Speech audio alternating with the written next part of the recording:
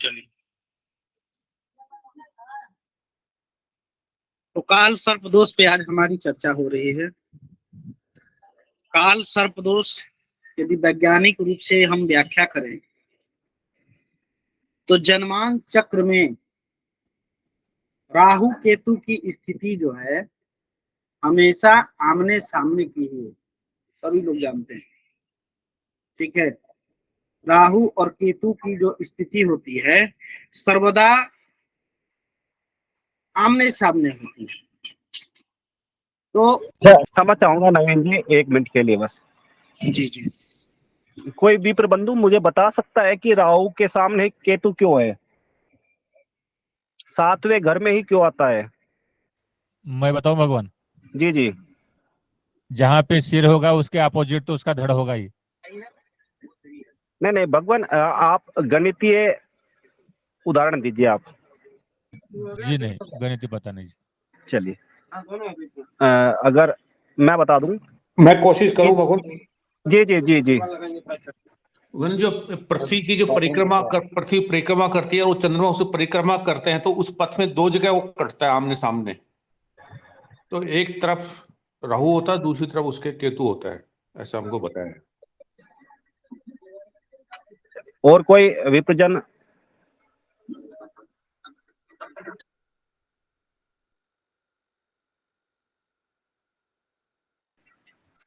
चलिए भगवान प्रारंभ करें, या एक बार आप बता दीजिए सभी को कि क्यों ये आमने सामने रहते हैं।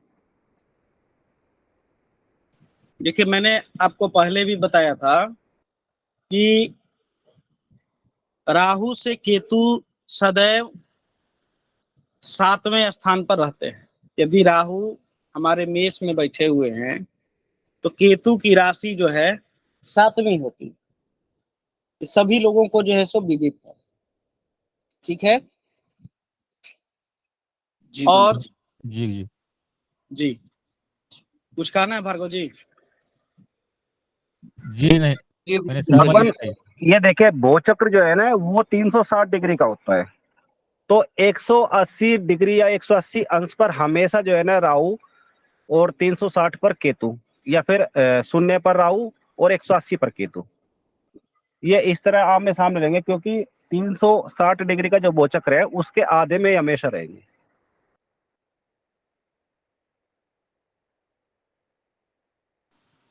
चलिए, राहु केतु की स्थिति आप लोगों को पता चल गई।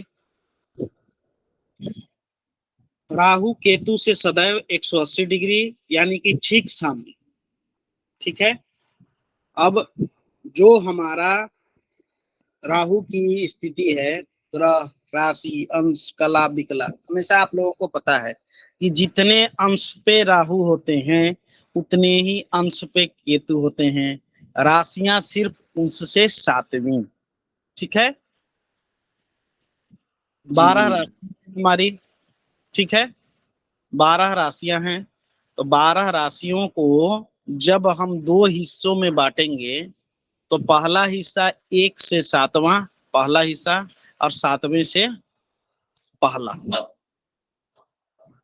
होगा ना? जी गुरुदेव, जी जी राहुल जी कुछ कहना चाहते हैं सर? जी जी जी भगवान, देखिए हमारे बीच में, मैं सभी को सूचित करना चाहूंगा कि हमारे बीच में वास्तु एक्सपर्ट सुमंगल भावेश जी वो आज आए हुए हैं। मैं सभी से निवेदन करना चाहूंगा कि एक बार हैंड राइज करके उनका अभिवादन करें। धन्यवाद स्वागत है गुरुजी। आपका। धन्यवाद गुरुजी।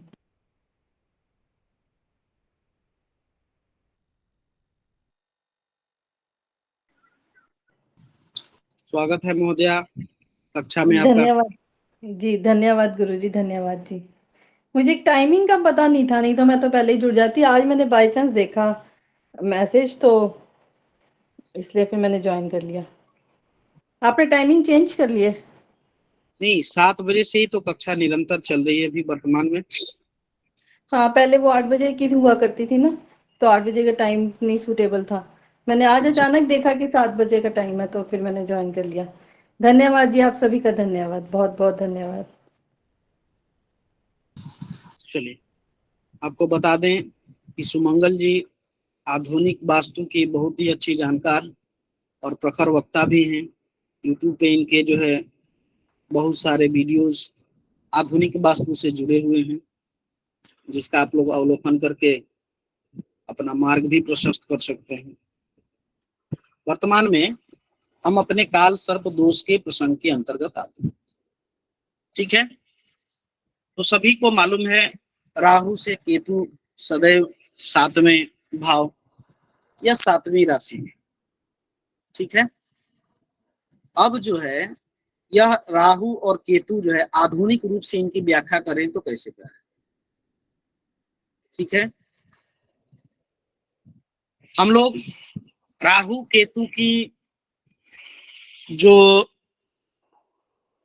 परिचर्चा कर रहे हैं, जब हमने ग्रह परिचर्चा की थी तो राहु केतु के गुण, आधार, दोष, इन सभी पर भी चर्चा किए थे, है ना।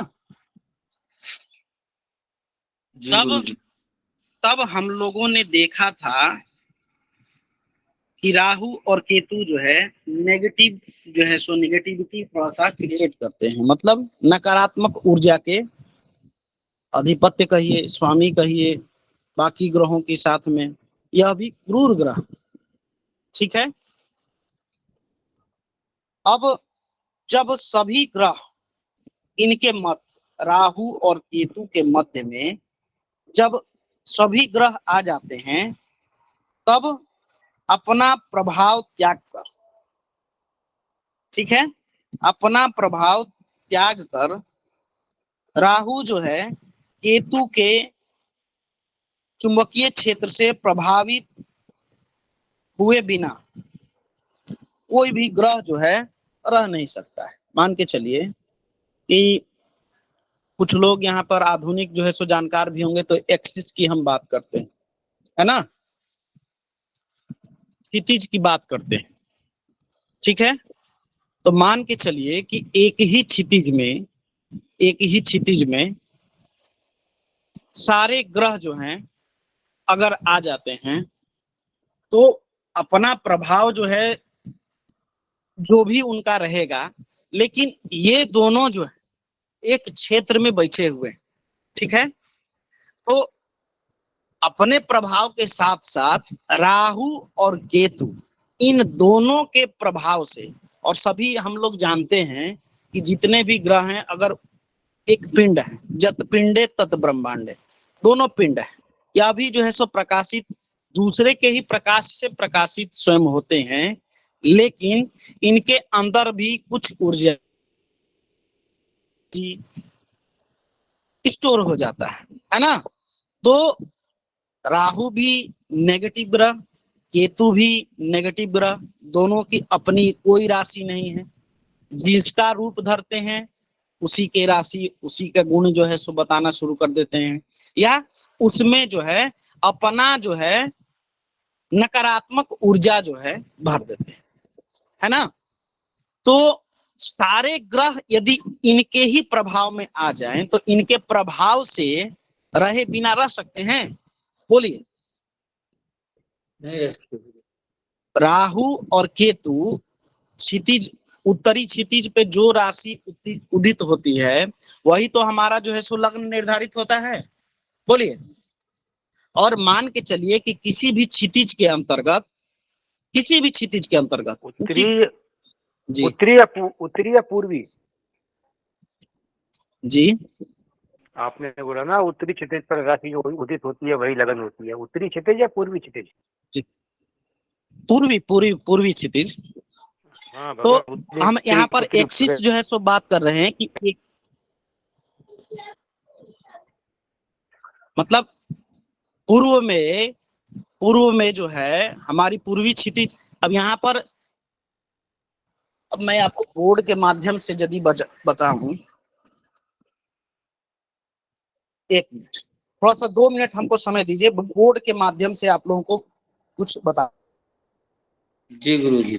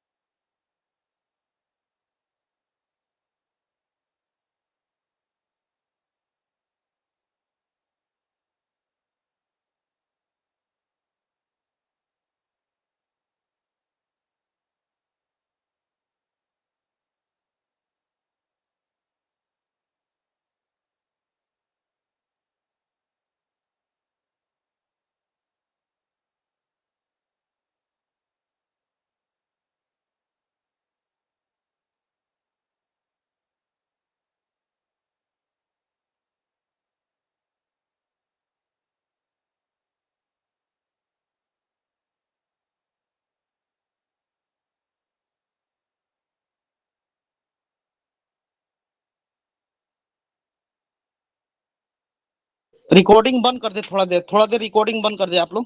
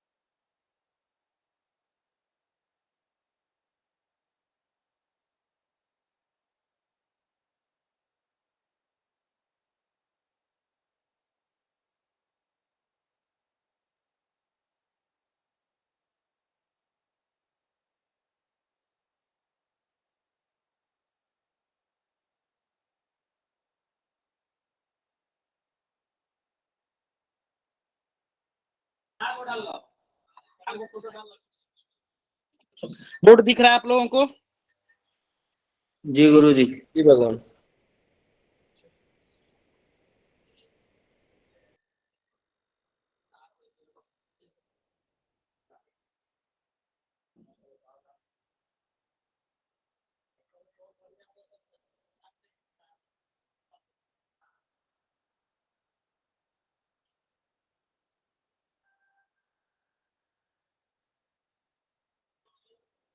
मान के चलिए कि यहाँ पे राहु, ठीक है, हम सभी जानते हैं, दिख रहा है ना बोर्ड पे जो लिख रहे हैं वो भी दिख रहा है ना? जी गुरु जी दिख रहा है गुरु जी, स्पष्ट है।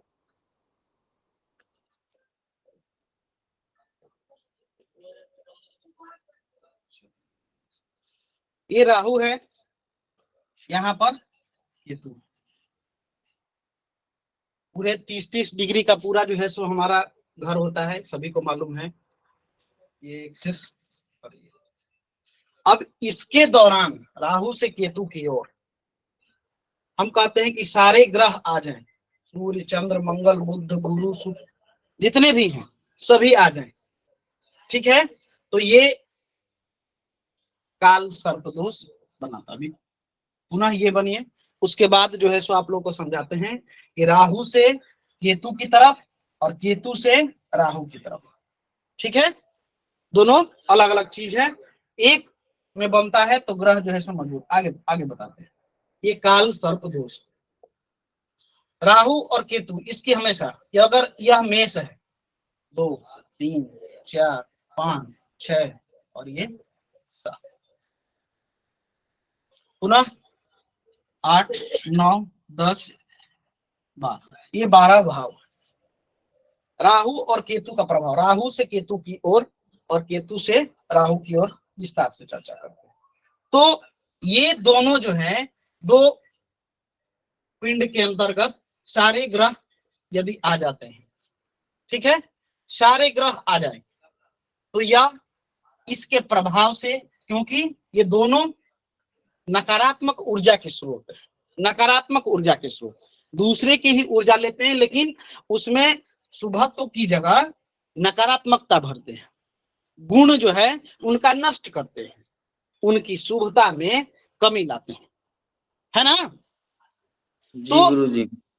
इस दौरान यदि सारे ग्रह आ जाएं, मतलब इस दोनों एक्सिस के बीच में, यानी कि 180 डिग्री के अंतर्गत में ही, तो एक जो यह जो है यहाँ पर कुछ चुंबकीय शक्ति बनेगी, ठीक है, और ये चुंबकीय शक्ति जो है इन दोनों को प्रभावित, इनसे प्रभावित हुए बिना रह सकती हैं? बोलिए। नहीं रहेंगे गुरु। तो यहाँ पर जो है यही राहु और केतु के बीच में बनने वाला काल सर्प दोष योग है, ठीक है। अगर इनके बीच में सारे ग्रह यदि आ जाते हैं तो मैंने बताया है कि राशियों और इनके आधार पर, हमारे जितने भी ग्रह हैं उनके आधार पर कहीं कहीं पर 108 तरीके के काल सर्प दोष, कहीं 288 तरह के काल सर्प दोषों का भी वर्णन है। 288 तरह के काल सर्प दोष, लेकिन क्योंकि यह हमारे लग्न में ही बनने वाले हैं, ठीक है, लग्न कुंडली के आधार पर ही बनने वाले हैं, तो मान के चलिए यहाँ पे राहु हो, चाहे यहाँ पे राहु हो, चाहे यहाँ पर राहु हो, तो इनके जो है विभाग बढ़ जाते हैं, इनके जो है विभाग बढ़ जाते हैं। अगर लग्न और सप्तम में बन रहा है तो इसका क्या प्रभाव दे रहा है जातक पर, द्वितीय और अष्टम भाव में बन रहा है तो उसका क्या प्रभाव होगा। इसी प्रकार से हम लोग जो है इसी क्रम को जो है जानेंगे कि द्वितीय से अष्टम के बीच में अगर सारे ग्रह आ जाते हैं राहु और केतु के अंतर्गत तो यह किस प्रकार का प्रभाव देते हैं। तृतीय से लेके नवम के बीच में चतुर्थ दशम, इसी प्रकार से भ्रमण करते हुए 12 कैटेगरी इनको प्राप्त हुई, ठीक है, 12 कैटेगरी। अब हम इन 12 कैटेगरी पर चर्चा करते हैं। ये तो समझ लिए हैं कि राहु केतु, यहाँ पर राहु है, ध्यान रखिए हमेशा इस चीज को,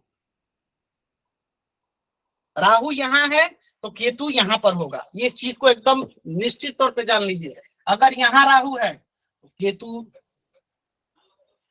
यहाँ से सातवां, 1 2 3 4 5 6 7, यहाँ यदि राहु है तो यहाँ पर,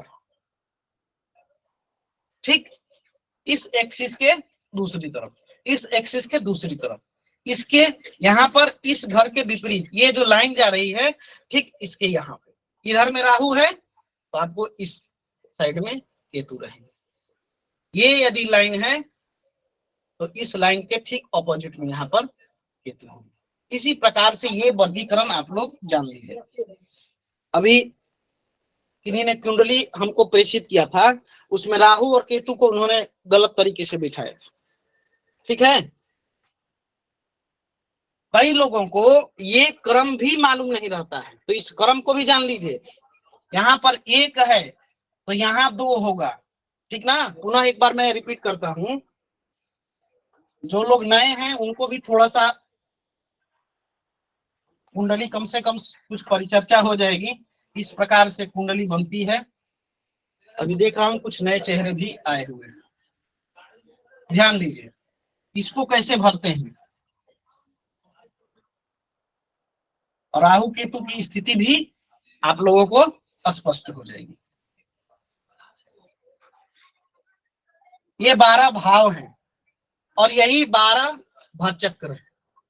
भचक्र यानी कि पूरा हमारा यूनिवर्स, सौर मंडल, गैलेक्सी जो कहिए, ये 12 भाग। अब इनको जो है 12 भागों में बांटा गया है, तो किसी भी वृत्त को यदि आप 12 भागों में बांटेंगे तो एक भाग का हिस्सा कितना, ये 360 है, इसको 12 भाग में बांटेंगे तो कितना होगा, एक भाग का हिस्सा 30, यानी कि 30 डिग्री की हमारी प्रत्येक ये भाव है, ठीक है। अब इसका क्रम कैसे है, इस क्रम को जानिए। एक पहला क्रम, यही हमारा लग्न होता है, यही हमारी जन्मांक चक्र, लग्न कुंडली इत्यादि हम लोग कहते हैं, ठीक। 1 2 3 क्रम देखते जाइए आप लोग, ये पहला, दूसरा, तीसरा, वही भाव है, चतुर्थ भाव, पंचम भाव, छठा भाव, सप्तम भाव, अष्टम भाव, नवम भाव, दशम भाव, एकादश भाव और द्वादश भाव।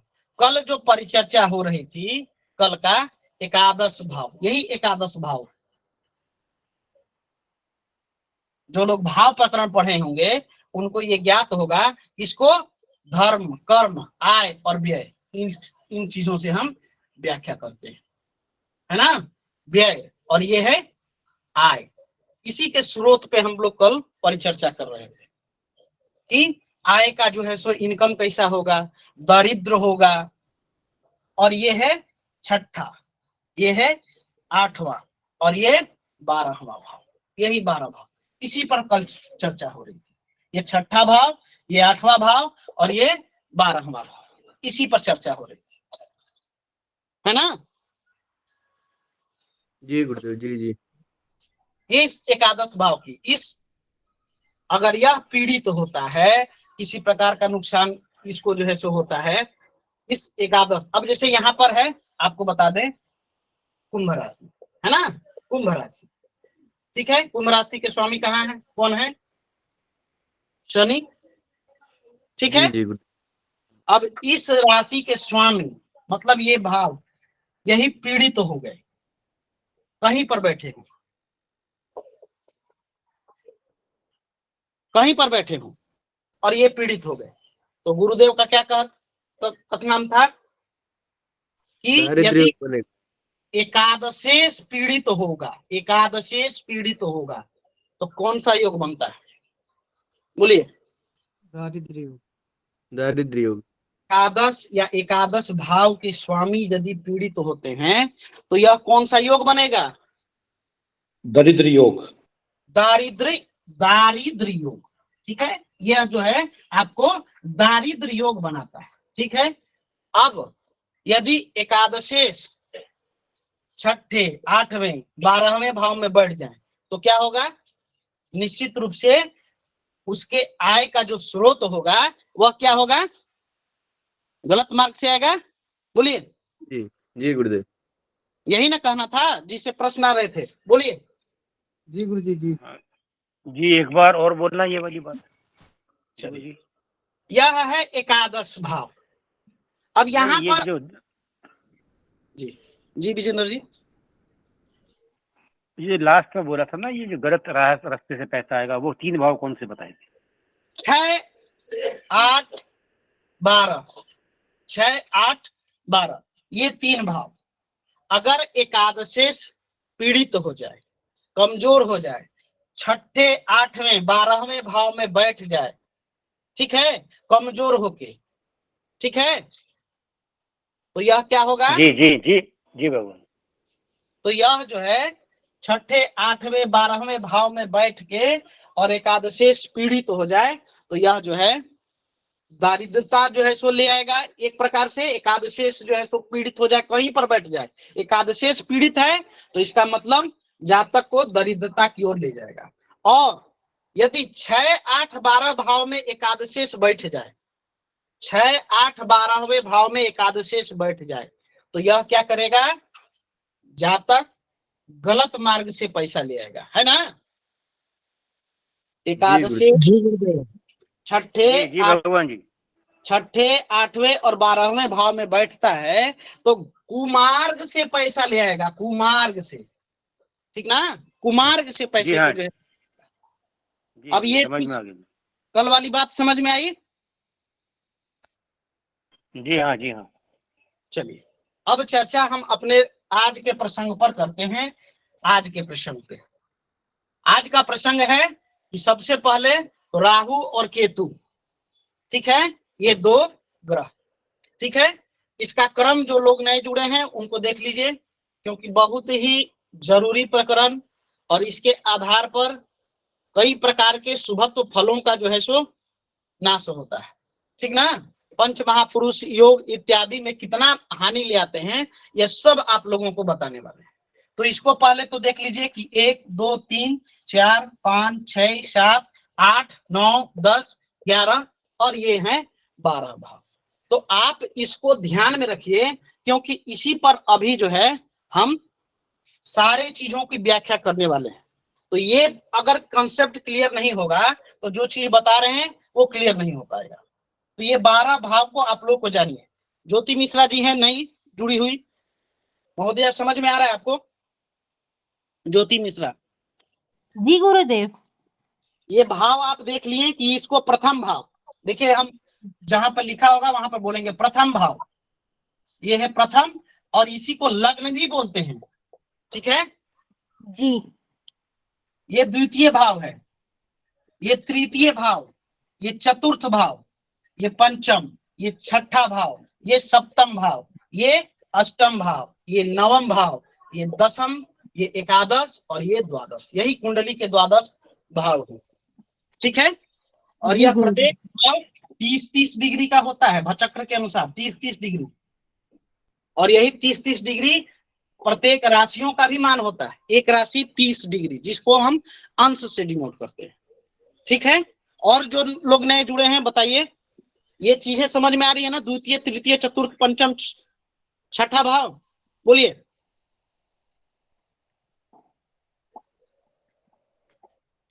चलिए, तो समझ में आ गया।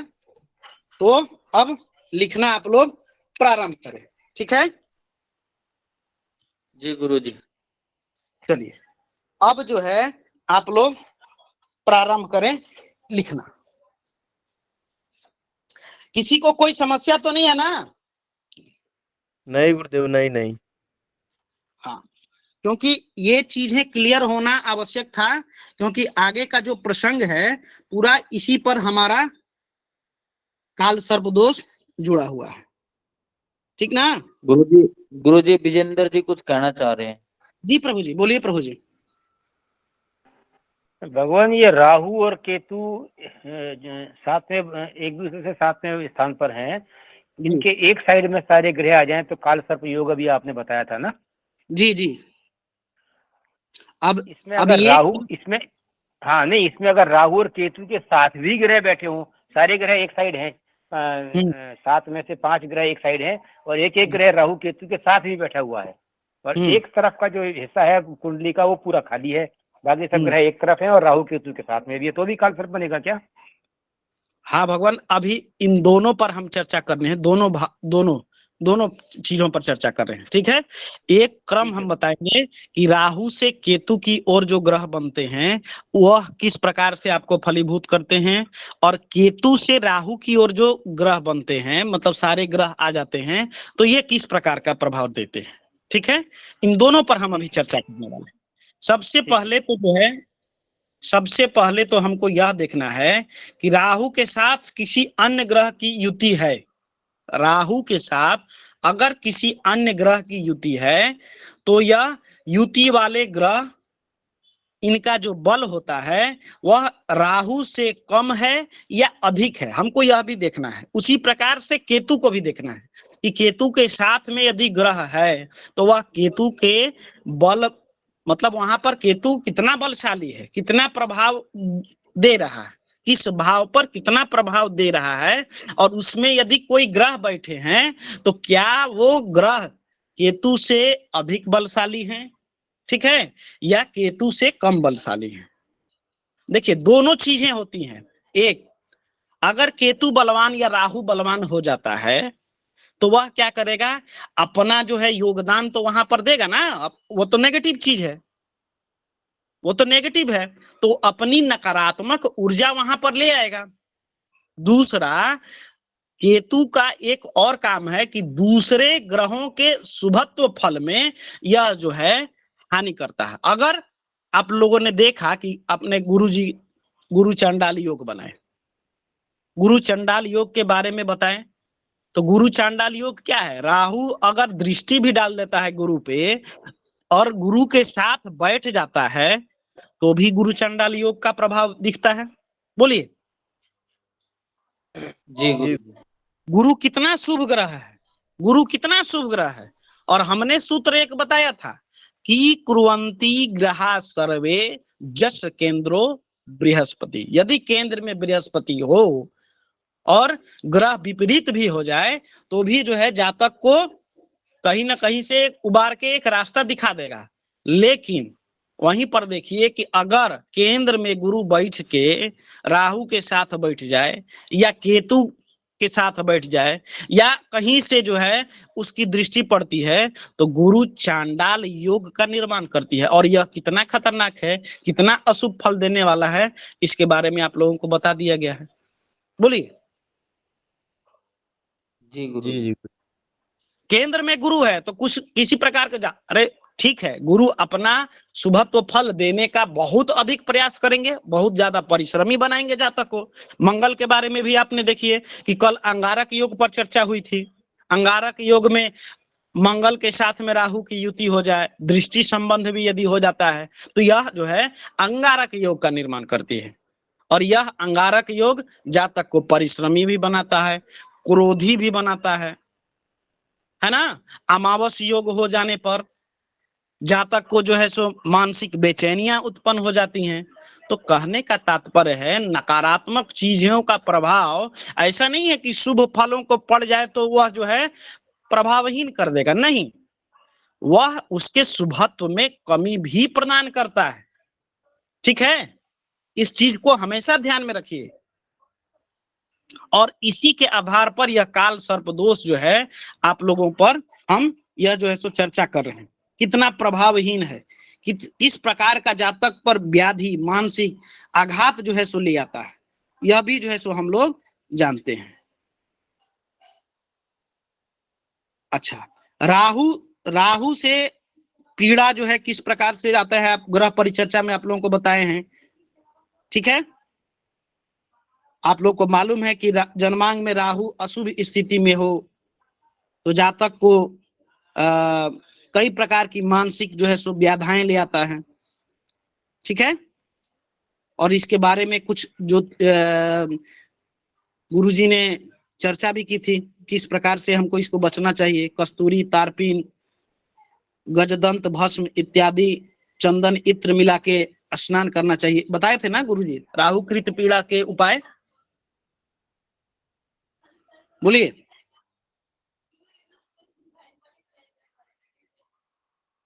बताएं प्रभु जी। गुरु जी अभी नहीं बताए जी। गुरु जी उपाय तो नहीं बताया अभी, बस केवल उसका फल लिखवाए हैं। चलिए ठीक है, तो इसको हम लोग बाद में ही चर्चा करते हैं। सबसे पहले काल सर्प योग के जो प्रकार हैं इस पर हम लोग चर्चा करते हैं। ठीक है, तो लिखना शुरू करिए, काल सर्प योग के प्रकार। ठीक है, देखिए पहले इसको समझ लीजिए कि 12 राशियां हैं और इन्हीं के आधार पर यह 12 वर्गीकरण किया गया है। ठीक है, यह जो है 12 प्रकार के वर्गीकरण काल सर्प दोषों का हुआ है। कई शास्त्रों में 288 प्रकार के काल सर्प दोषों का वर्णन है। ठीक है, लेकिन यह इनके प्रभाव जो है इन्हीं के आधार पर है, इन्हीं 12 राशियों के प्रभाव पे, और क्योंकि इन्हीं 12 भावों में ही तो काल सर्प दोष योग बनेगा जातक का। बोलिए भगवान, अगर हम किसी के काल सर्प दोष की चर्चा कर रहे हैं तो वह उसके जन्म कुंडली में बनेगा ना, और जन्म कुंडली में 12 भाव के अतिरिक्त कोई भाव होता है? नहीं गुरु जी, नहीं होता नहीं। गुरु जी। तो इनको 12 प्रकार के जो है सो ज्योतिर्विदों ने कैटेगरी दी, वर्गीकरण किया। जी गुरु ठीक जी, है, जी जी।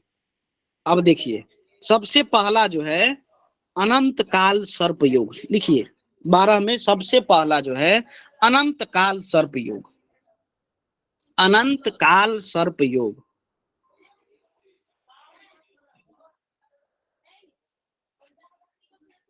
लग्न से सप्तम भाव तक, लग्न से सप्तम भाव तक बनने वाले इस योग को, लग्न से सप्तम भाव तक बनने वाले इस योग को अनंत काल सर्प योग कहा जाता है।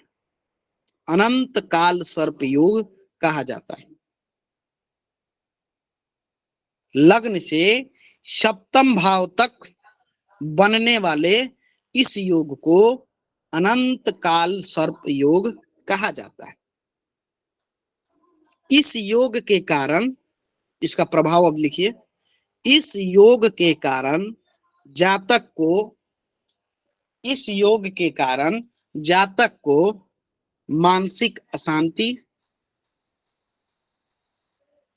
मानसिक अशांति, जीवन की अस्थिरता, जीवन की अस्थिरता, कपट बुद्धि, कपट बुद्धि, कपट बुद्धि, प्रतिष्ठा हानि, प्रतिष्ठा हानि, मान सम्मान की हानि, प्रतिष्ठा हानि, वैवाहिक जीवन का दुखमय होना, वैवाहिक जीवन का दुखमय होना, यानी कि दाम्पत्य जीवन जो है कष्टमय। ठीक है, ये सभी प्रभाव देखने को आपको मिलते हैं, ठीक ना। जी गुरुजी। और प्रभाव इसका क्या है, तो इस योग के कारण जातक को आगे बढ़ने के लिए यानी कि अपने जीवन में, अपने परिश्रम में, ठीक ना, काफी संघर्ष करना पड़ता है। जातक को जीवन में आगे बढ़ने के लिए काफी संघर्ष करना पड़ता है।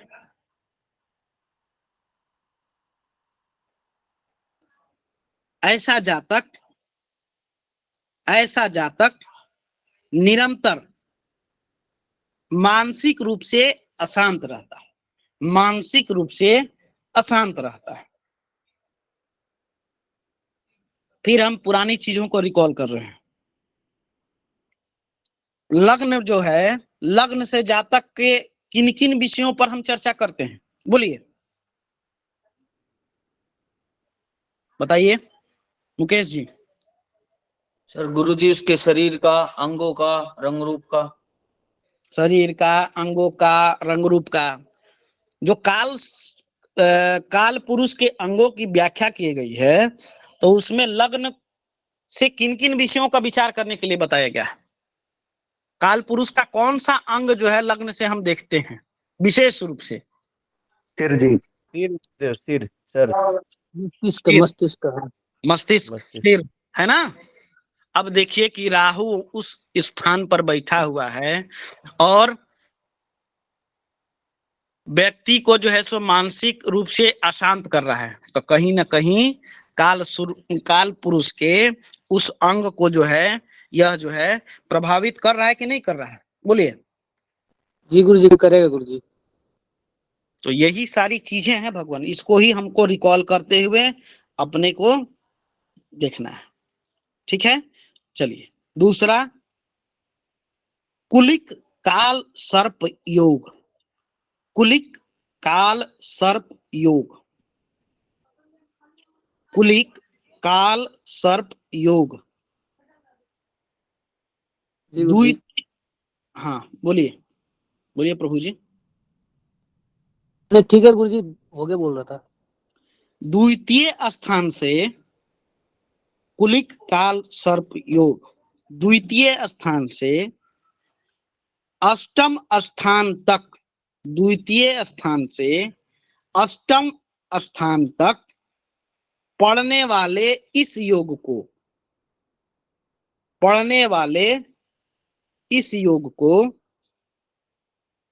कुलिक काल सर्प योग कहते हैं। द्वितीय स्थान से अष्टम स्थान तक पढ़ने वाले इस योग को कुलिक काल सर्प योग कहते हैं, ठीक है।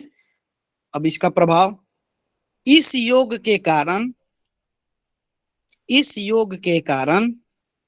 जातक का स्वास्थ्य प्रभावित होता है, ठीक है। देखिए जी गुरुजी। द्वितीय में हमारा एक और अंग का जो है सो प्रतिनिधित्व करता है, जिसको हम बोलते हैं ENT डिपार्टमेंट, है ना, आंख, कान, नाक, गला, बोलिए। जी भगवान जी। और हमारे त्रिदोष भी यहीं से जो है सो विकसित भी होते हैं, है ना। ENT में हमारे जो 3 दोष आते हैं, वह 3 दोष पित्त, वात, कफ, है ना, बोलिए। भगवान मुख से ही तो ये जो है सो प्रभावित होते हैं। अगर आपका खान पान अच्छा ना होगा तो आपको वात, कफ और पित्त जो है सो विकार बढ़ेगा कि नहीं बढ़ेगा, बोलिए। जी गुरुजी। जी गुरुदेव। तो दूषित यहीं से होता है ना, और यही ENT डिपार्टमेंट से तो सारे जो है सो फंक्शन जो है सो हमारा मस्तिष्क जो है इसके अंतर्गत आता ही है, मस्तिष्क का विकार इसके अंतर्गत आता ही है, आंख जो है सो जातक का हम विचार करते ही हैं, ठीक है। तो मुख कितना जो है सो प्रभावी है, मुख का कितना जो है सो हम लोगों पर प्रभाव है इस पूरे अंग का ऊपरी हिस्से का, यह आप लोगों को भली भांति मालूम है ना। जी गुरुदेव। तो इसके कारण ईएनटी से तो हमारा अधिकतर लोगों को जितनी परेशानियां स्वास्थ्य संबंधी आती हैं यही ईएनटी से संबंधित तो है, आंख कान नाक गला, बोलिए। जी जी जी जी। और मुख जो है सो प्रभावी, मुख ही जो है सो हमारा मुख्य भोजन का आहार श्वास लेना, ये सारे जो हैं फंक्शन जो है इसके अंतर्गत आते हैं कि नहीं आते हैं, बोलिए। जी आते हैं। जी गुरुजी। तो यह जो है सो प्रभावित करेगा ही करेगा। तो इसके कारण जातक का स्वास्थ्य बहुत ही चिंताजनक रहता है और स्वास्थ्य जो है सो प्रभावित करता ही। दूसरा प्रभाव है इसका, आर्थिक पक्ष को लेकर संघर्ष करना पड़ता है। द्वितीय भाव जो है धन का कारक भी है, बोलिए। द्वितीय भाव धन का कारक भी क्या है। बोले गुरुदेव? आर्थिक फिर से बोलिए। आर्थिक पक्ष को मतलब आर्थिक पक्ष, आर्थिक रूप से संघर्ष करना पड़ता है, ठीक है। आर्थिक रूप, जी जी। जातक को जीवन में आर्थिक पक्ष रूप से आर्थिक पक्ष को लेकर हमेशा संघर्ष करना पड़ता है। द्वितीय भाव धन का कारक है। द्वितीय भाव से हम मार्केश का भी विचार करते हैं, बोलिए। जी गुरुजी। गुरुजी। जातक कर्कश वाणी से युक्त होता है, कर्कश वाणी। अब जिस अंग पर राहु जो है सो बैठा है वहां पर अशुभता लाएगा कि नहीं लाएगा। और अभी हमने आपको बताया कि ईएनटी डिपार्टमेंट यानी कि आंख कान नाक गला, और इस अंग पर राहु बैठा है तो जातक की वाणी मधुर होगी, बोलिए। कर्कश वाणी से युक्त होगा, ठीक है। इसके साथ आवाज आ रही है मेरी? आ रही है जी गुरुजी, आ रही है। गुरुदेव। जी आ रहे गुरुजी आ रहे। तो कर्कश वाणी से युक्त होता है और जिसके कारण कलह की स्थिति भी निर्मित होती है ना। वाणी शुद्ध नहीं रहेगी जी जी। तो यह जो है आपके परिवार में, समाज में, जहां आप काम कर रहे हैं वहां पे सभी जगह पर प्रभाव लाएगा, है ना। जी गुरुदेव। वाणी के रूप में एक जो है सो रहीम जी ने बड़ा ही अच्छा युक्त जो है सो दोहा बोला है, जिभवा बड़ी बावरी कहता नीक सुजान, अपने कह भीतर चली जाए जूता खास कपार, है ना। जी गुरुदेव। जी जी। तो अति सुंदर। जीभ बहुत ही चंचल है और जीभ का कहने का मतलब जीभ ही नहीं, वाणी, ठीक है। वाणी यदि आप अच्छा बोलिएगा तो आपको लोग जो है सो तांबुल जो है सो गिफ्ट करेंगे, और नहीं तो फिर जो है सो रक्त भी जो है सो विकार भी शुरू हो जाएगा आपके मुख से, बोलिए। जी गुरुदेव। तो जातक कर्कश वाणी से युक्त होता है और इसी के कारण, अपनी वाणी के कारण ही उसको कलह की स्थिति निर्मित होती है।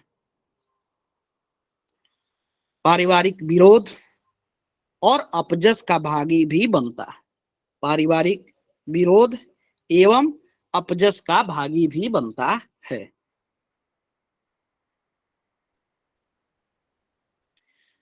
यह योग जो है विवाह में विलंब का भी कारक है।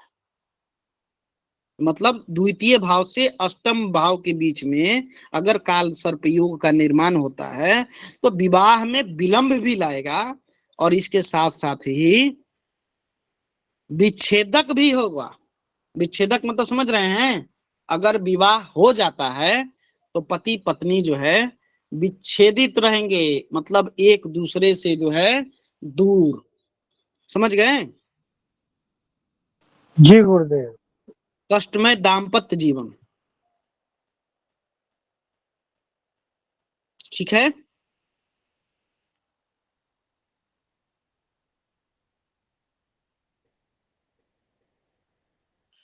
अब जो है तीसरा योग,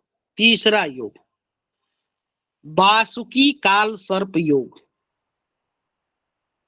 वासुकी काल सर्प योग, वासुकी काल सर्प योग। तो यह योग जो है तृतीय से नवम तक बनता है, तृतीय से नवम के बीच, तृतीय भाव से नवम भाव, तृतीय भाव से नवम भाव। इसका प्रभाव, इसका भी प्रभाव है पारिवारिक विरोध,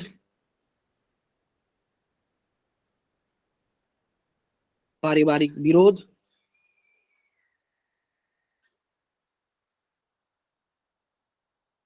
भाई बहनों से मनमुटाव, भाई बहनों से मनमुटाव, मित्रों से धोखा, मित्रों से धोखा, भाग्य की प्रतिकूलता, मतलब भाग्य साथ नहीं देगा, भाग्य की प्रतिकूलता। एक होता है अनुकूल, दूसरा होता है प्रतिकूल। अनुकूल मतलब आपके अनुसार, आपके हित में, और एक प्रतिकूल यानी कि आपसे विरोध। ठीक ना? तो भाग्य की प्रतिकूलता, व्यवसाय या नौकरी में रुकावट, व्यवसाय या नौकरी में रुकावट, धर्म के प्रति नास्तिकता, धर्म के प्रति नास्तिकता, कानूनी रुकावट,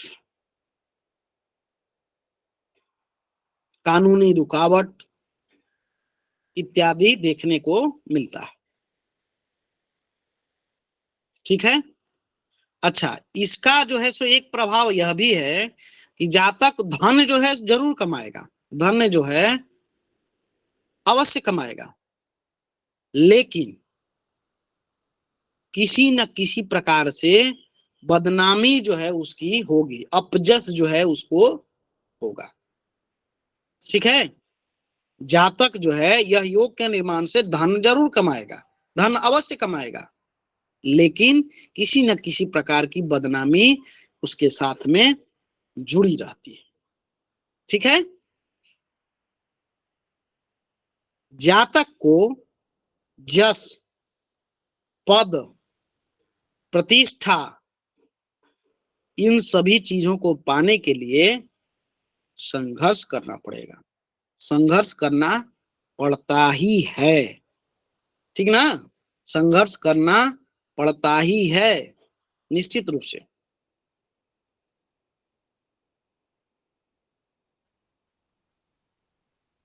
चलिए, समय अधिक हो गया है, तो ये 3 प्रसंग आज आप लोगों को बताएं।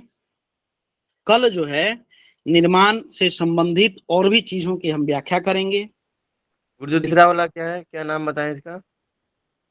तीसरा का वासुकी काल सर्प योग बताए ना प्रभु जी? जी गुरुजी जी।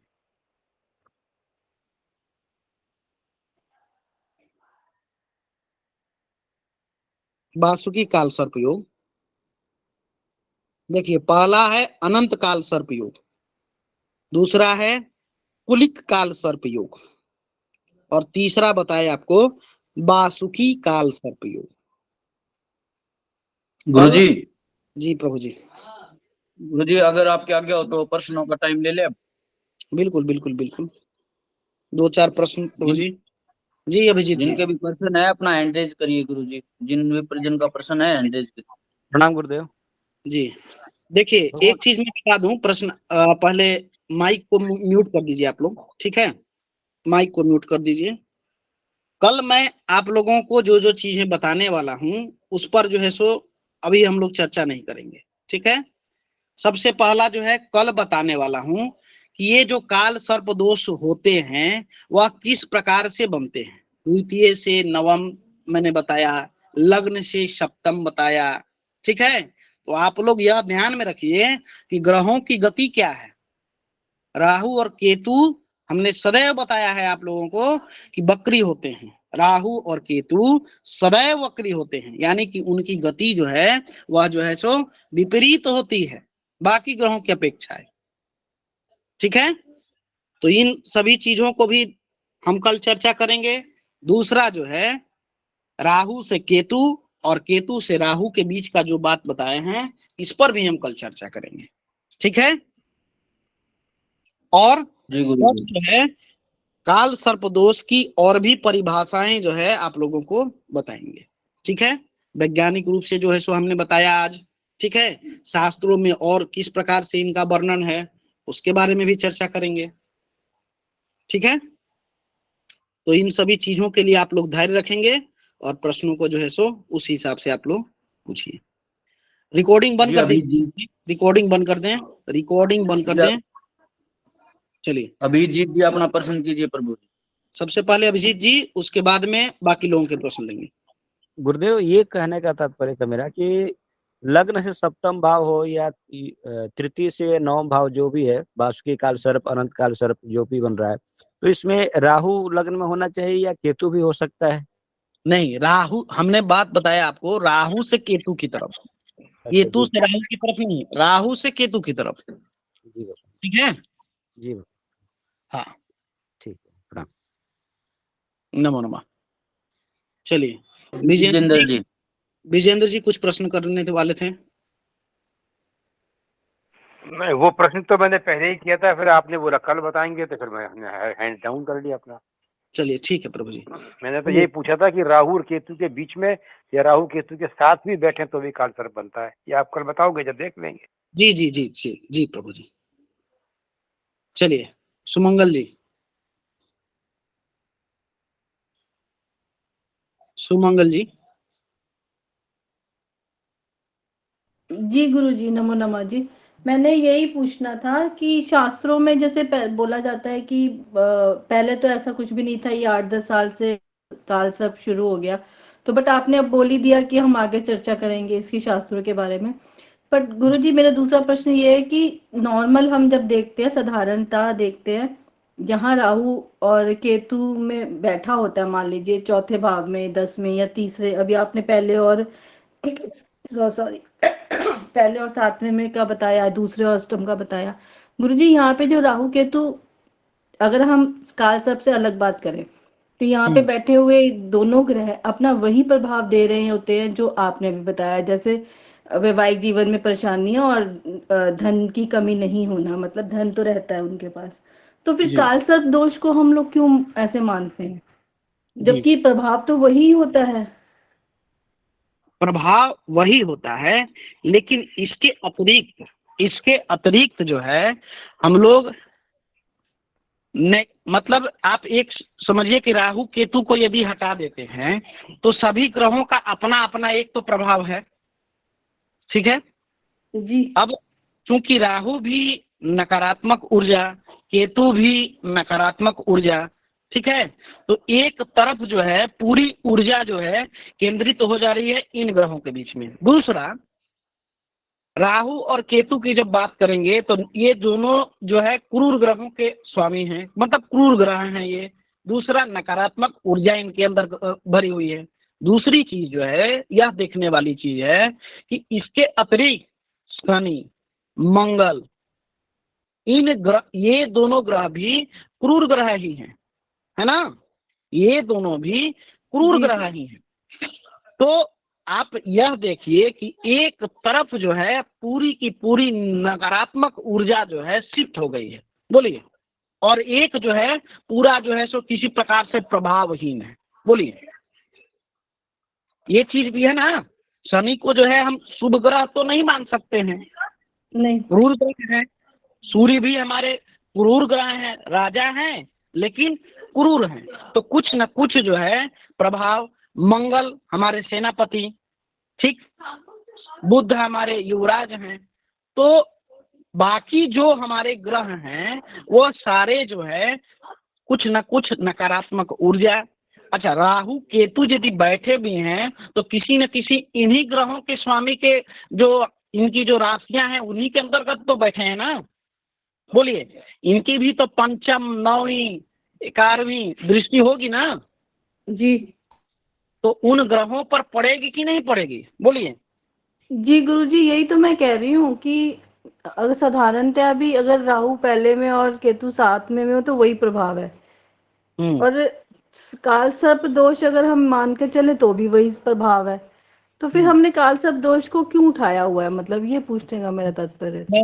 यह जो है जातक के अंतर्गत संघर्ष का जो है सो प्रतीक है। अगर जो है राहु यदि लग्न में है तो लग्न को जो है सो प्रभावित कर रहा है, उसको मानसिक रूप से जो है सो परेशानी कर रहा है। ठीक है। बिल्कुल। 7वें स्थान पर आपका केतु बैठ गया तो उसके दाम्पत्य जीवन मतलब विवाह से पहले की स्थिति, विवाह के बाद की स्थिति, अगर हम उसको बात करें तो ये